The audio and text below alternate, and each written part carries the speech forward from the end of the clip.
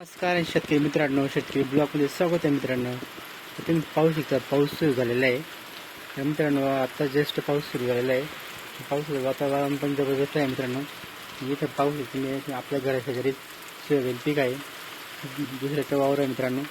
परंतु पाऊस तुम्ही आपला वावर तिकडे डोंगर दिसत आहे.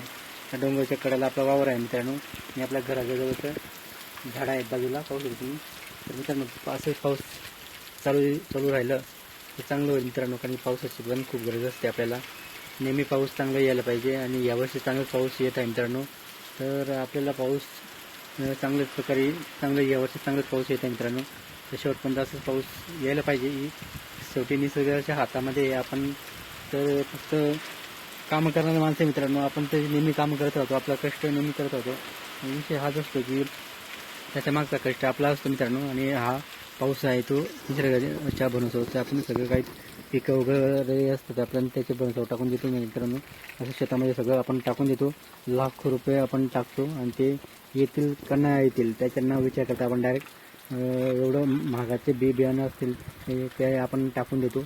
आणि त्याचं पाऊस व्यवस्थित आला आणि राहिला तरच व्यवस्थित आपलं पीक पण निघतो. आणि जर समज पाऊस व्यवस्थित नाही आला तर आपलं पीकही आपल्याला पाहिजे तेवढं निघत नाही. म्हणजे आपण जे पैसे आपण शेतात टाकलेले असतात ते सुद्धा टायमाला निघत नाही मित्रांनो. आणि तरी पण शेतकरी हार मानत नाही. आपण कष्ट नेहमी करत राहतो आणि नेहमी केल्याशिवाय पर्याय नाही. आपण कष्ट करत राहतो आणि त्याच्या कष्टाचा नेहमी फळ मिळत राहतो मित्रांनो. आणि हा शेतकरी हा कधीच मागं हटत नाही आणि तो नेहमी आपला जिद्द चिकाटी नेहमी सुरूच ठेवतो. आणि जरी त्याच्या तोटा आला तरी शेतकरी आपला मोठा मन करून आपल्या शेतात काम करतो आणि आपल्या कामाला नेहमी पाठिंबा देत राहतो आणि काम ठामपणे आपलं करत राहतो मित्रांनो. असं शेतकऱ्याचं काम असतो. आणि शेतकरी हा आपला जीव धोक्यात घालून शेतात रात्र दिवस राबतो. शेतकरी म्हणजे आपला जीवाची पर्वा न करता लाखो लोकांचं म्हणजे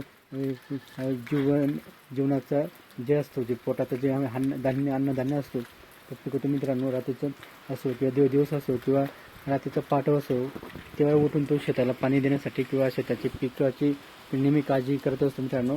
तेव्हा ते अन्न शेतकऱ्याला पाहायला मिळतो आणि मार्केटला गेल्यानंतर त्याचा भाव मात्र मातीमोल राहतो.